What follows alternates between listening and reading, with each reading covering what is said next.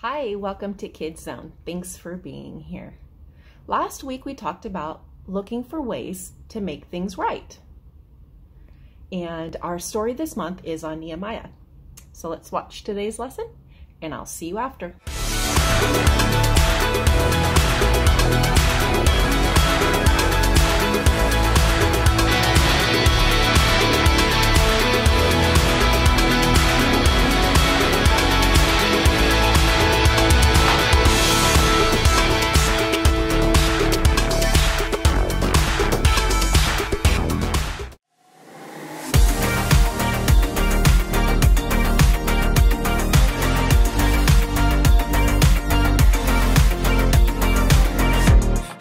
Got to see what you see. You are doing a great work in me. I've decided I can't stand still. No, you have given me purpose. All my heart is yours. All my life is yours. I will make a move for you, for you. All my heart is yours. All my life is yours. I will make a move for you. Make a move for you. Make a move, make a move. Make a move for you. I will make a move, make a move, make a move for you. I will.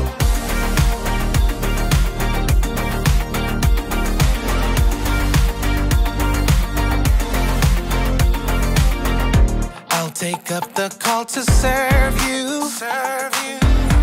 You have given me a job to do. I wanna love the world just like you. Yeah, you have given me purpose. All my heart is yours. All my life is yours.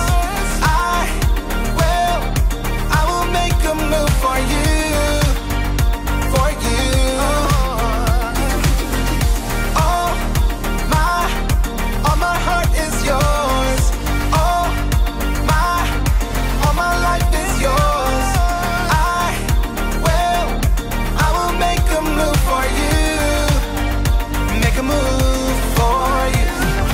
Make a move, make a move, make a move for you. I will make a move, make a move, make a move for you. I will.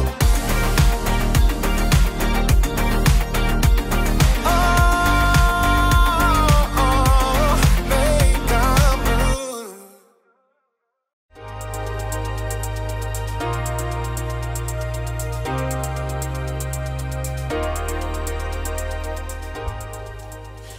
Good day, space travelers! It is I, Jacob, and I'm here to take you to the very edge of the universe, or at the very least, the very edge of initiative. Initiative is seeing what needs to be done and doing it. Initiative is very important. Too often we see what needs to be done and we don't do it, usually because flashing red light. Red light? What could that mean? I'll have to check the space travel manual.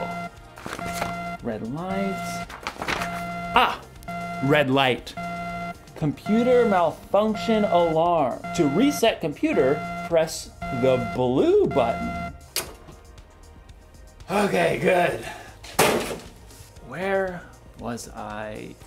Yes, initiative. I was saying that sometimes we see what needs to be done, but then we don't do it because a blue flashing light.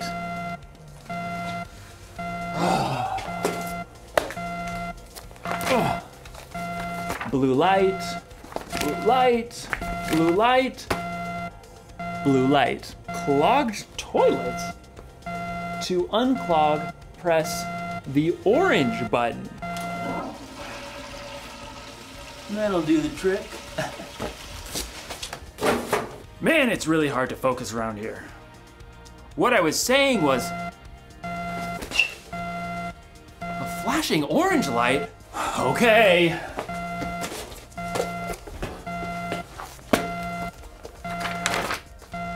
Orange light, orange light. In today's story, we'll hear more about Nehemiah rebuilding the wall around Jerusalem. A really difficult job. Orange light. Got it. Whew. I hope Nehemiah doesn't lose focus. Oh man, what could that alarm be? Oh, I just got a text message. See you in a few. The Bible. It's 66 books of history, stories, letters, and poetry that fit together to form God's one big story. The epic adventure of how He created us and loves us so much that He made a way to rescue us. As we travel through the Bible, from Genesis to Revelation, we discover people who met God and found their lives changed forever. Now, for an amazing story, inspired by the book of Nehemiah, chapters 2, 4, and 6. When Nehemiah traveled to Jerusalem and surveyed the broken down walls, he saw immediately what had to be done. We must rebuild. God moved the hearts of the people to join him. Let's get started! Hooray! But while the Jewish people were eager to repair the tumbled down walls and ruined gates, the people in the lands around them were not so thrilled. What do they think they're doing? A city with no walls stood open to attack. The people inside could never become a strong nation. The enemies of the Jews knew that if the wall of Jerusalem was rebuilt, the Jewish people might become a powerful enemy. They must cease and desist. Sanballat, a Horonite, and Tobiah, an official from Ammon, marched right up to the place where the people gathered to begin work. Pathetic. What a ragtag group. Why bother to even start? You shall never finish. Plus, the king is gonna think you're trying to take over. Nehemiah kept his cool. The God of heaven will give us success. We serve Him. So we'll start rebuilding the walls. Good luck with that. Nehemiah and the Israelites didn't need luck. They needed God's help.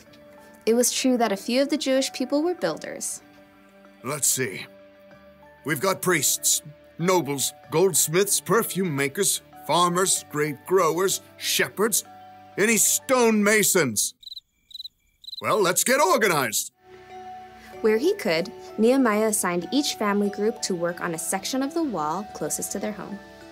Eliashib, you and the other priests will rebuild the sheep gate. Then, work on the wall up to the Tower of the 100. On it. Hassanah's family, I want you to work on the fish gate, lay its beams, and repair the doors with metal bolts and bars. We've got this. Nehemiah continued to give each family or group a part of the wall to rebuild. Old and young, men and women, they put everything they had to gather the fallen stones and hewing beams. In a short time, the wall began to rise again. Inconceivable. Sanballat and Tobiah were shocked to see the Jews actually making progress. They would mock the work to anyone who would listen. Do those Jews think they can make the wall new in a single day? Preposterous! The stones are all scattered and piled up like garbage. I suppose an itty-bitty fox tried to climb up on that excuse for a wall. Ah! The whole thing would fall down. Once again, Nehemiah ignored the heckling. Instead, he prayed as he worked. God, please listen to our prayer. Some people hate us. They're saying bad things about us. Don't hide your eyes from their guilt. With a burst of energy, the people worked even harder until the wall was half as high as it needed to be. Preposterous! Time for some action. Tobiah and Sanballat began to plot with the surrounding nations to attack Jerusalem before the wall could be finished. We must set guards, day and night. Even with guards in place, enemies threatened, and the Jews were exhausted. There's rubble everywhere, and our enemies say that no matter where we are, they'll attack. Nehemiah refused to be distracted. He stationed families at the weakest parts of the walls, armed with swords, spears, and bows. Don't be afraid. Fight for your families. From that day, everyone carried their weapons, even as they worked. If you hear the sound of the trumpet, run to join us. God will fight for us. Nehemiah and the Jews worked from the very first light of sunrise until the stars came out at night. At last, the wall itself was finished. It's full height. All the gaps are filled. Yeah! But we can't rest yet. The entrance gate still must be repaired. Sanballat was furious, but he had another play to make. So he sent a message to Nehemiah, who was working high on the wall.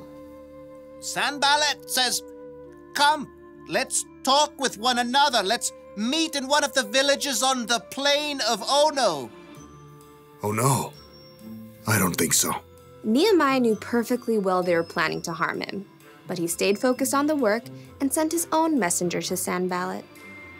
Nehemiah says, I am working on a huge project. Why should the work stop while I leave it? Why should I go down and talk with you? Inconceivable! Try again. 5 times, Sanballat sent messages. He even threatened to tell the Persian king that Nehemiah was trying to make himself king. Tell Sanballat you're just making that up. Oh, I'll have to send another message. Time for our new strategy. Sanballat made one last desperate attempt.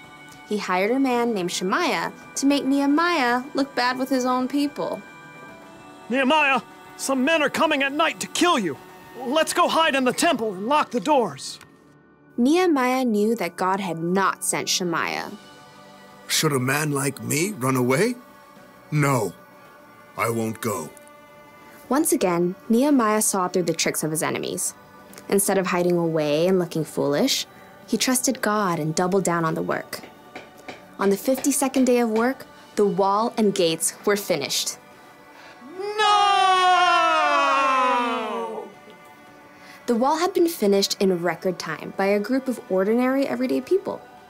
It was clear to everyone that God had helped Nehemiah and the Jews stay focused and finish strong.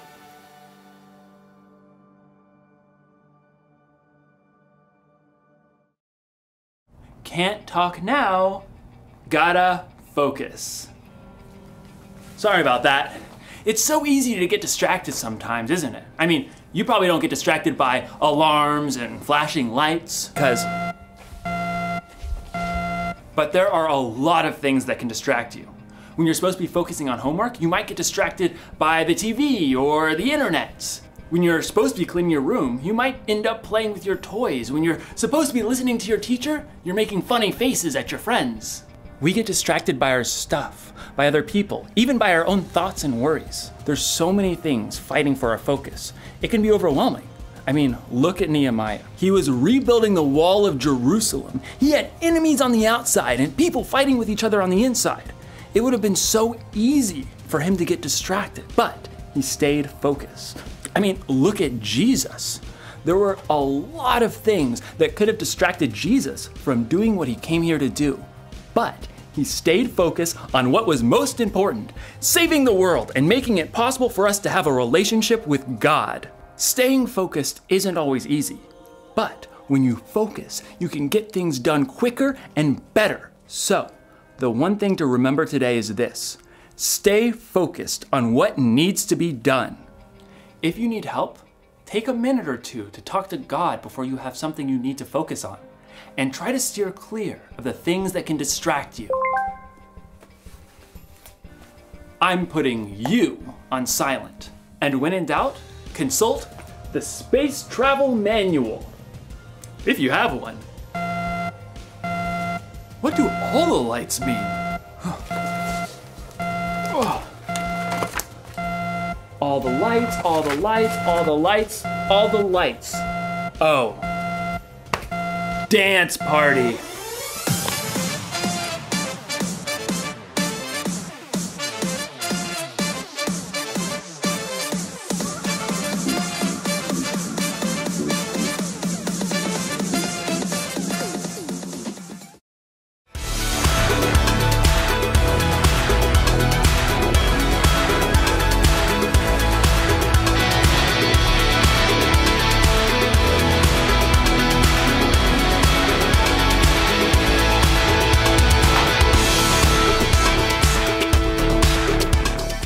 That was another great lesson on Nehemiah. Stay focused on what needs to be done. So how can you stay focused? Thanks again for being here. Have a great day, have a great week, and we will see you next time. Bye.